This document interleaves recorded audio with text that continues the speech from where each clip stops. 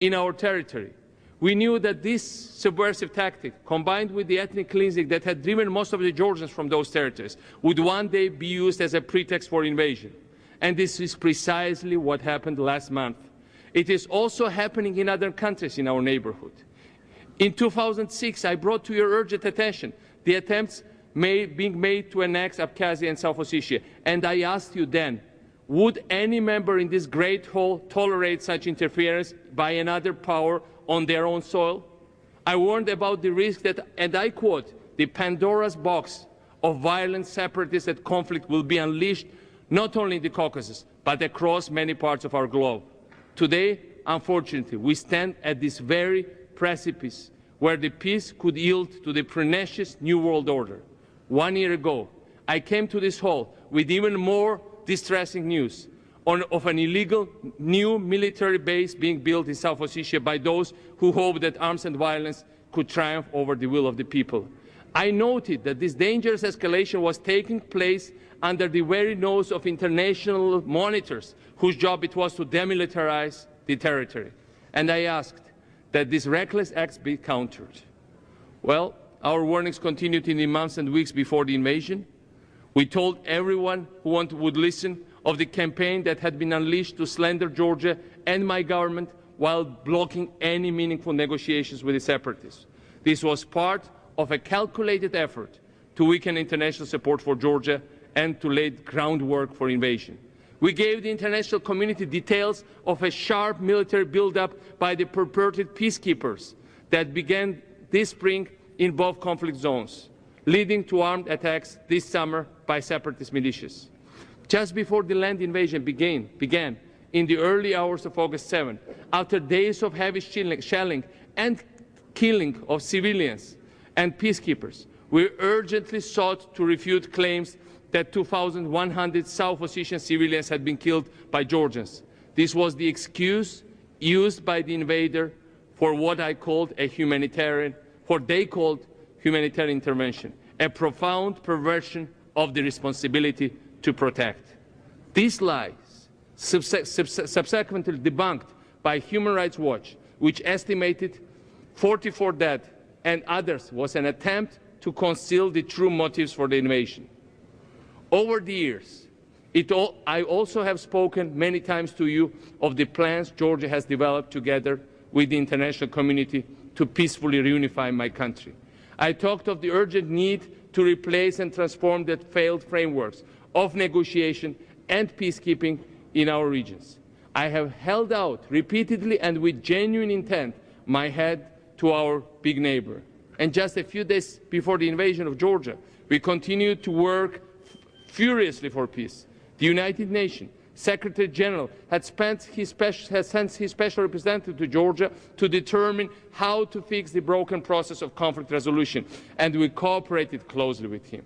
The German government had proposed peace talks for mid-August, talks my government eagerly supported. The Finnish chair of the OSCE proposed talks in Helsinki as well as in late July, to which we subscribed. Unfortunately, the counterparties to the conflict turned their backs repeatedly. They had other plans in mind. Finally, on the eve of the invasion, my special envoy traveled in desperation twice to South Ossetia to plead for peace. His counterpart from our neighbor country failed to come to the meeting. He called a flat tire as the reason for not showing up.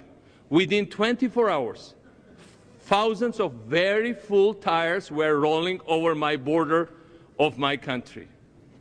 So words alone are not nearly enough, nor can words accurately convey the horrors of war.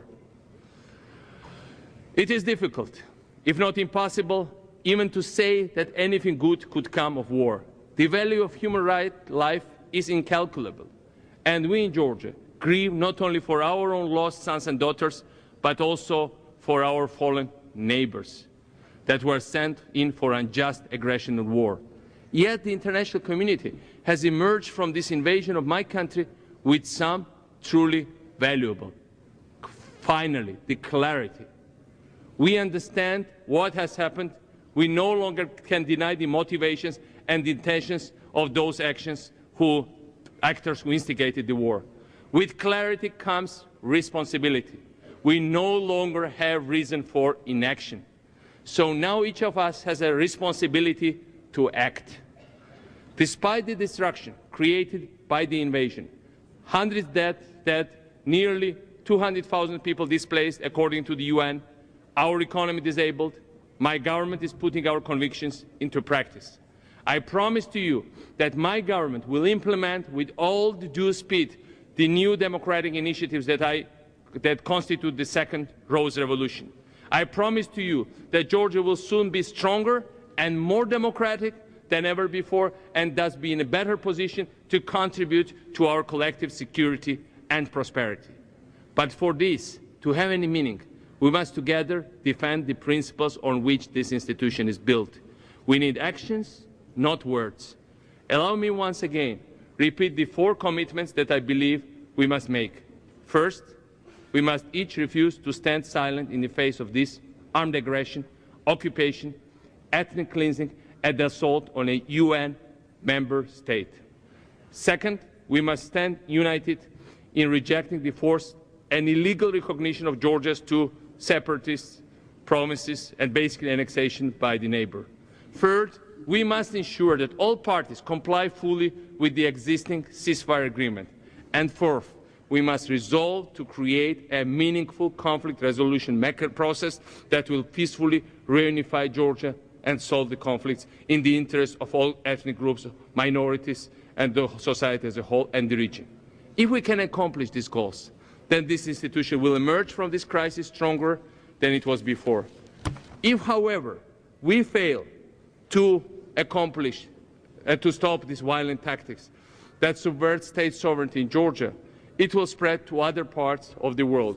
It is our collective responsibility to respond with conviction and resolve. Georgia has made its choice of our democracy, will emerge stronger as a result. Together, we will find ways, as we have through the millennia, to ensure peaceful coexistence between all members of our multi-ethnic society, be they ethnically Georgian, ethnically Abkhaz, ethnically Ossetian. We are an ancient Christian country for many centuries, since 15th century, but we are also a country of coexistence of all different religious groups, of all different communities, and diversity is our strength. It's not source of our weakness, and we are willing to strengthen it even further. And to make my country successful, to make my country whole, rebuilt, and rejuvenated once again. Thank you very much for your attention.